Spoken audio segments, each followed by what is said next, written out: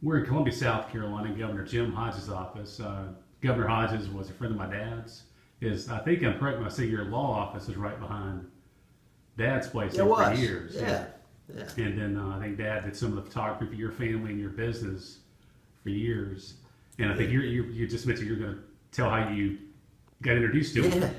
Yeah. Great story about my mom knew Bobby, but great story about how we sort of met. My sister Harriet was a student at Bar Street right after integration occurred, and Bobby had won the contract to do photography for the schools, and he was leaving. That day, the way they did photography is they'd take pictures. Every sophomore, every junior would show up and be dressed nicely and get their picture made. And people paid for they'd leave money for their work. Well, Bobby was leaving and apparently dropped a roll of money, a substantial roll of money. This would be the early 1970s, hundreds of dollars and more that he had. Dropped it on the ground. And my sister was walking by, and being the honest person that Harriet was, she found this, big wad of money and didn't keep it. She went to the office and said, "I found this money. Clearly, it belongs to somebody who's missing it." It turned out to be Bobby, and he called my mother to talk about what great character that showed by my sister for turning that in.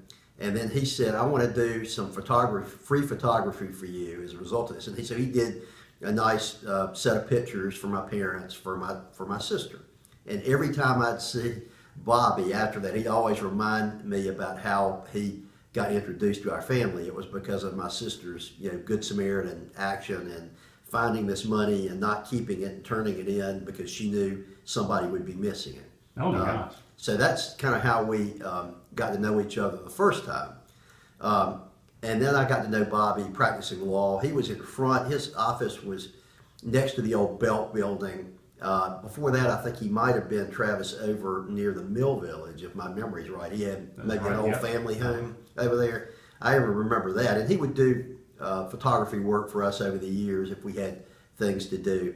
But he moved uptown. And I would go I'd use him for like rep cases if I had to get some reconstruction work done. Bobby would do that. And I would go into his office, and he always had a lot of interesting things there. He would have pictures of car wrecks. He would have headlines about mass murders. So if you walked in there and you didn't know him and you saw all these things, you'd think something strange is going on here, because he had some quirky interest there and things that he would have. And they were always really funny, and I would give him a hard time about them. But what was particularly interesting about Bobby was that he had a penchant for practical jokes. And he would do things like, if he'd see my car parked somewhere, he had this business card that had a skull and a crossbones on it, and all it said on there was, "I know where you live." Yeah. And you would walk out to your car and find it in the door or on your windshield when you pick it up. And if you didn't know it was Bobby, you'd say, "Oh my God, somebody is after me."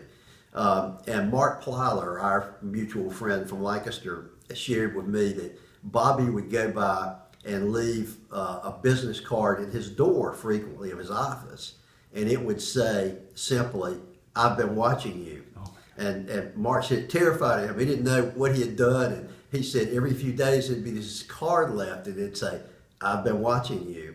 And finally, one day a call came on the phone, and it was clearly a disguised voice that said, "I've been watching you," and it hung up on him, and Mark just said he was just absolutely terrified until a few minutes later the phone rings and it's Bobby saying, "Did you get my message?"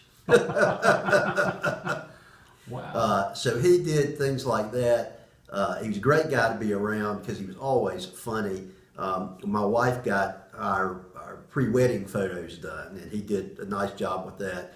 And when they were delivered to me, they had the wedding pictures of her, but also he did one where she had a fake nose on, and a mustache and all these sort of things. So I looked at it and said, "This is the official wedding picture." He had made her pose that way because he was going to slide that in there to see if I paid attention to it. Oh my gosh. Just all sorts of great stories. I'll try to remember more as we talk.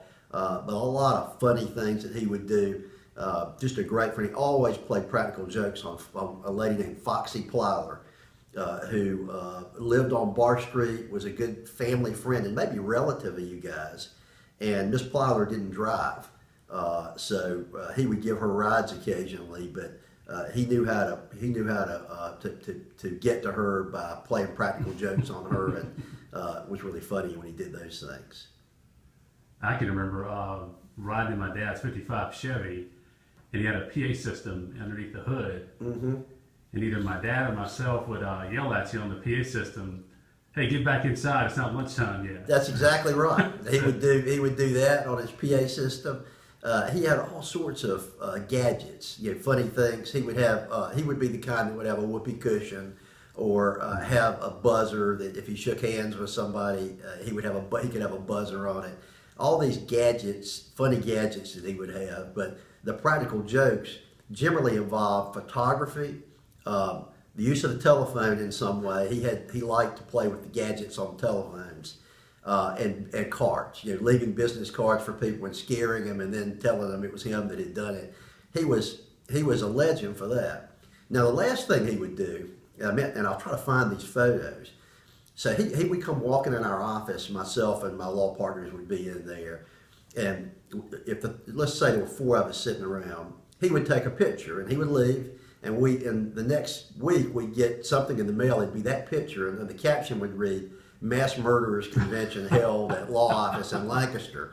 Or he'd have some similar funny caption on photographs. He always would do this. You'd get the photos you were supposed to get for work if you hired him to do something, but also there'd be something special, and it always involved some sort of funny caption on a picture that he would send to you. And a little bit like the Onion publication now that you see online, Bobby would do that.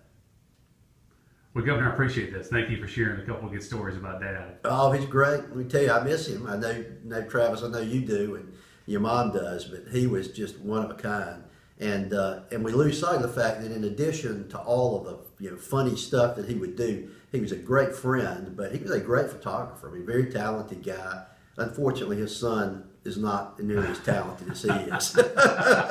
No, we know that's not true. But he was a very talented photographer and did some wonderful wedding photographs. He did my wedding, and over the years was reliable, consistent, and very capable. Thank you, Governor. All right. Okay.